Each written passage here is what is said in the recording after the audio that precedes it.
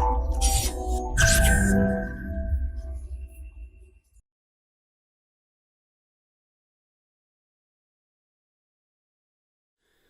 Friends, this is Gautam Pandey coming up with the next round of new simplified. तो आज के video में हम बात करेंगे कलासा बंडूरी नाला प्रोजेक्ट से रिलेटेड इंपॉर्टेंट बातों को और साथ ही साथ समझेंगे why has the issue played up between the state. तो फर्स्ट ऑफ ऑल जरा देखते हैं आखिर ये कलासा बंडूरी नाला प्रोजेक्ट न्यूज में क्यों है।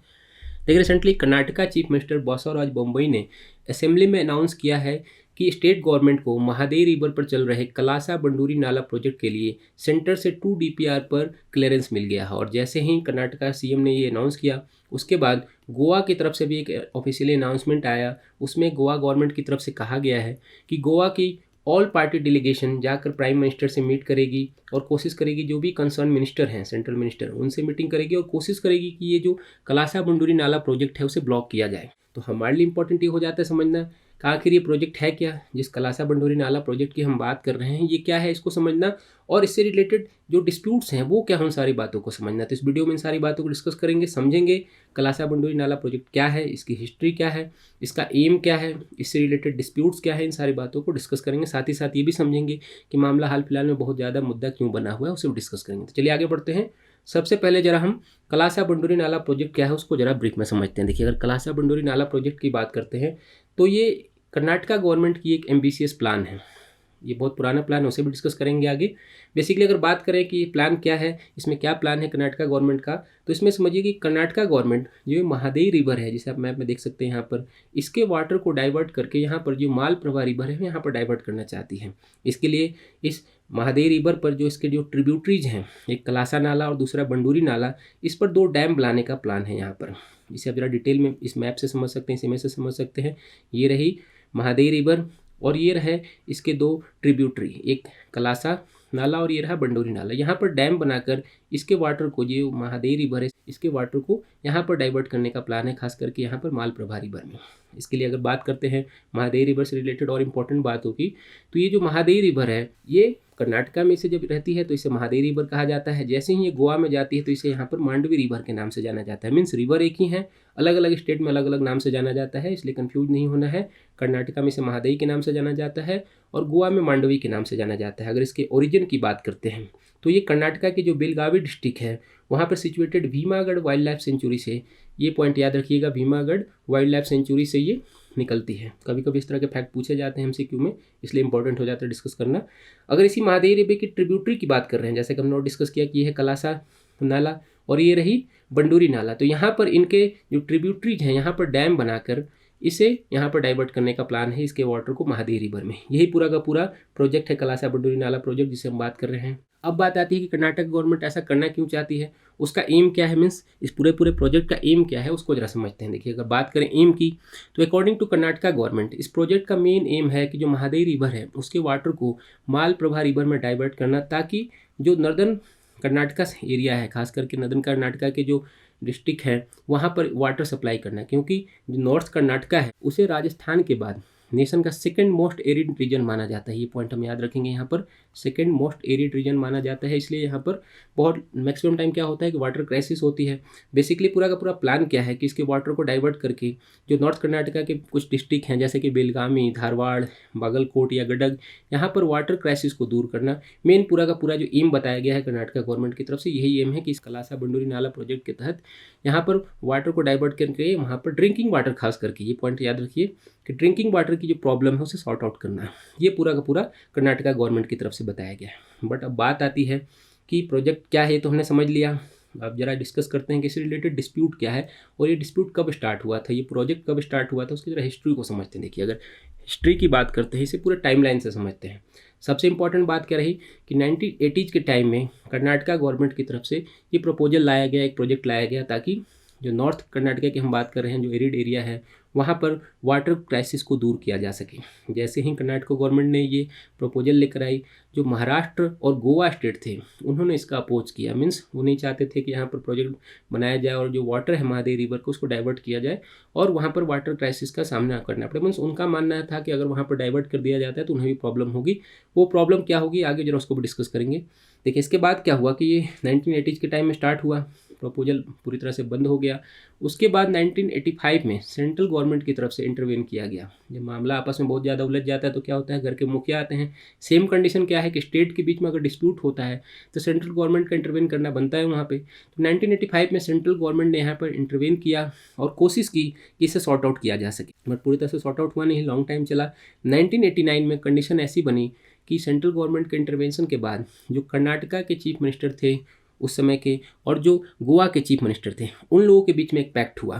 कर्नाटका के सीएम थे उस time SR Bombay and Goa के सीएम थे उस टाइम प्रताप सिंह राणे। दोनों के बीच में एक पैक्ट हुआ कि जो ये महादेई रिवर है इसके वाटर को डाइवर्ट किया जाए और वहाँ जो खास करके नॉर्दर्न कर्नाटका वाला सिचुएशन है वहाँ पर जो वाटर क्राइसिस है उसे सॉर्ट आउट किया जा सके। पैक्ट हो गया, प्रोजेक्ट स्टार्ट भी होने वाला था, बट कंडीशन क्या हुई कि कर्नाटका की गवर्नमेंट गिर गई। मीन्स जो एसआर बम्बई थे उनकी गवर्नमेंट गिर गई वहाँ पर और ये पैक्ट जो था वो खत्म हो गया। उसके बाद गोवा की तरफ से भी इस पैक्ट को नकार दिया गया, मीन्स आगे फ्यूचर में इसे कंटिन्यू नहीं रखा गया। लास्टली क्या हुआ कि देखिए 2001 में अगर हम बात करते हैं, फिर बहुत दिनों बाद कर्नाटका गवर्नमेंट को सेंट्रल गवर्नमेंट की तरफ से अप्रूवल मिल गया कि वो जो वाटर है वहाँ पे जो महादेवी रिवर का वाटर है उसे वो डाइवर्ट कर सकते हैं मालप्रभा रिवर में। कंडीशन ऐसी हुई कि जैसे ही यहाँ पर अनाउंसमेंट हुआ, सेंट्रल गवर्नमेंट की तरफ से क्लियरेंस मिला, गोवा गवर्नमेंट ने पूरी तरह से इस पर अपोज किया और गोवा के अपोज के बाद सेंट्रल गवर्नमेंट ने क्या किया कि जो क्लियरेंस था उसे कैंसिल कर दिया, क्योंकि कोई भी नहीं चाहेगा कि यहाँ पर प्रॉब्लम क्रिएट हो। प्रॉब्लम बढ़ती चली जा रही थी। 2002 में इसकी कंडीशन हुई कि गोवा ने क्या किया, सेंटर के क्लियरेंस पे अपोज किया, उसके बाद पूरा मामला फिर से शांत हो गया। आफ्टर दैट 2006 में गोवा गवर्नमेंट जो थी वो सुप्रीम कोर्ट पहुंच गई। सुप्रीम कोर्ट में उन्होंने प्ली डाला, उन्होंने कहा कि बहुत सारे रेगुलेशन के बाद भी, इतना डिस्प्यूट होने के बाद भी कर्नाटका गवर्नमेंट जो है कंटिन्यू कुछ ना कुछ वहाँ पर डैम वगैरह बना रही है, जिससे जो वाटर फ्लो वगैरह है महादेवी रिवर का वो बहुत कम हो रहा है, मीन्स प्रॉब्लम्स बन रही हैं। तो फाइनली वो चले गए सुप्रीम कोर्ट में। सुप्रीम कोर्ट में जाने के बाद क्या हुआ कि सुप्रीम कोर्ट में जजमेंट चल रहा था, फैसला आने वाला था। सुप्रीम कोर्ट में मतलब प्रॉब्लम जो थी उसे सॉर्ट आउट करने की कोशिश की जा रही थी, वहाँ पर प्लीज हो रहा था, बट जैसे ही वहाँ फैसला आने वाला था उसके फैसला आने के कुछ दिन पहले ही नवंबर 2010 में सेंट्रल गवर्नमेंट ने क्या किया, एक ट्रिब्यूनल बना दिया। इस जो डिस्प्यूट था उसे खत्म करने के लिए उन्होंने एक ट्रिब्यूनल गठित कर दिया, जिसे 2010 में गठित किया गया था। और इस ट्रिब्यूनल ने 2018 में अपना फैसला सुनाया, मीन्स 10 सालों बाद अपना फैसला सुनाया। तो इस ट्रिब्यूनल ने क्या फैसला सुनाया था जरा उसको भी समझ लेते हैं, तो जो कॉन्सेप्ट है पूरी तरह से क्लियर हो जाएगा। यहाँ तक तो हमने टाइमलाइन समझ लिया कि 1980 से प्रॉब्लम स्टार्ट हुई थी और 2018 में जाके इसका ट्रिब्यूनल का फैसला आया था। उसके बाद देखिए ट्रिब्यूनल ने क्या फैसला सुनाया, इसको भी जरा समझ लेते हैं। ट्रिब्यूनल ने सुनाया फैसला कि भाई ये जो महादेवी रिवर है इसके वाटर को ऐसे बांटा जाएगा कि इसमें ये महादेवी का जो वाटर है इसमें 24 TMC जो 1000 मिलियन क्यूबिक फीट होता है वो जाएगा गोवा को, क्योंकि गोवा के पास 2/3 यहाँ पर सप्लाई होती है वाटर। उसके बाद इसमें से 13.42 TMC जो है वो कर्नाटका को दिया जाएगा, कर्नाटका गवर्नमेंट को 13.42 दिया जाएगा। और इसी 13.42 में से कर्नाटका चाहे तो अपने जो वाटर है उसे मालप्रभा में 3.8 TMC मालप्रभा में डाइवर्ट कर सकती है। मीन्स उस समय की जो ट्रिब्यूनल थी वो बिल्कुल उन्होंने मना नहीं किया कि आप उसे वाटर को डाइवर्ट नहीं कर सकते, आप डाइवर्ट कर सकते हैं, बट उसकी लिमिटेशंस लगा दी कि आप 3.8 TMC से ज़्यादा वहाँ पर किसी तरह का डाइवर्ट नहीं कर सकते हैं। इसके बाद महाराष्ट्र भी इसका पार्ट था, महाराष्ट्र का कुछ ज़्यादा लेना देना था नहीं यहाँ से, फिर भी उन्होंने इंटरवेन किया था इस डिस्प्यूट में, वो भी शामिल थे। तो ऐसी सिचुएशन में महाराष्ट्र को भी कुछ वाटर दिया गया 1.33 TMC। तो ये पूरा का पूरा इसके बाद पूरा उस टाइम जजमेंट आया ट्रिब्यूनल का, बट गोवा गवर्नमेंट को इस पर अपोज था। उनका मानना था कभी भी उनकी तरह से पूरी तरह जजमेंट सही नहीं हुआ है, तो वो चले गए सुप्रीम कोर्ट में। मामला अभी भी पूरी तरह से सुप्रीम कोर्ट में चल रहा है। मीन्स कंडीशन क्या है, कभी भी सुप्रीम कोर्ट में ये है। इसके बाद टाइम टू टाइम प्रॉब्लम्स बढ़ती रहती है, कर्नाटका गवर्नमेंट अपनी तरफ से DPR लगाती रहती है सेंट्रल गवर्नमेंट के सामने। और करंट की हम जो बात कर रहे हैं कि 2 DPR को सेंट्रल गवर्नमेंट की तरफ से क्लियरेंस भी दिया जा चुका है। मामला पॉलिटिकल बन चुका है पूरी तरह से, तो हम पॉलिटिकल डिबेट में नहीं जाते हैं। हम जरा ये समझते हैं कि why the issue played up between the state, जो स्टेट्स के बीच में जो मुद्दा बना हुआ है क्यों बना हुआ है, इसको जरा समझते हैं। सबसे इंपॉर्टेंट बात क्या है, कर्नाटका का तो एंगल हमने समझ लिया कि भाई कर्नाटका को नॉर्थ कर्नाटका में वाटर चाहिए, वाटर क्राइसिस को सॉर्ट आउट करने के लिए वो महादेवी रिवर को डाइवर्ट करके मालप्रभा में ले जाना चाहते हैं। बट जो गोवा का एंगल है इसे समझना बहुत जरूरी है, क्योंकि सबसे ज़्यादा इम्पैक्ट गोवा पर ही पड़ रहा है। गोवा के अकॉर्डिंग अगर हम बात करते हैं तो ये जो महादेवी रिवर है, जैसे हमने ऑलरेडी बात किया कि यहाँ पर इसे मांडवी कहा जाता है और यहाँ पर इसे महादेवी कहा जाता है, तो ये जो 2/3 है इसका फ्लो ये होता है गोवा में और 1/3 होता है कर्नाटका में। ऐसे में जो मैक्सिमम पार्ट है ये महादेवी रिवर का गोवा में फ्लो करता है। और महादेवी रिवर को गोवा में आप समझिए मदर के तौर पे माना जाता है। जैसे हम नॉर्थ इंडिया में क्या करते हैं, माँ गंगा जो है, गंगा को हम मदर गंगा कहते हैं, होली गंगा कहते हैं। सिमिलर गोवा में महादेवी रिवर, जो मांडवी रिवर वहाँ कही जाती है, उसकी कंडीशन वहाँ पर उसे मदर के तौर पे माना जाता है। मदर के तौर पे मानने के पीछे कारण क्या है कि एक बहुत लार्ज स्केल पर उससे डिपेंडेंट है। जो ये स्वीट वाटर होता है उससे वहाँ पर इरीगेशन होती है, फ्रेश वाटर जो होते हैं, जो फिश होते हैं वो मिलते हैं, मीन्स बहुत बड़ा एरिया यहाँ से कवर होता है, ड्रिंकिंग वाटर मिलता है इन्हें। तो ऐसी सिचुएशन में गोवा की तरफ से ये कहना है कि अगर इस प्रोजेक्ट के थ्रू, जिसकी हम बात कर रहे हैं कलासा बंडूरी नाला प्रोजेक्ट की, अगर इसे यहाँ बना दिया जाता है तो इसका जो फ्लो है वो कम हो जाएगा। और फ्लो कम होने से क्या होगा कि जो छोटी छोटी रिवर है, ऐसा नहीं है कि वहाँ पर इंपॉर्टेंट रिवर सिर्फ मांडवी रिवर ही है, ऑलरेडी हम बात करते हैं तो वहाँ पर जुआरी रिवर भी है जो बड़ी रिवर है, और छोटी छोटी रिवर है जैसा कि आप मैप में देख भी सकते हैं। तो ये क्या होता है कि इनमें जो सी वाटर होता है ये वापस आ जाने से यहाँ पर ये वाटर साल्टी हो जाते हैं, मीन्स पूरी तरह से पीने योग्य नहीं होते हैं।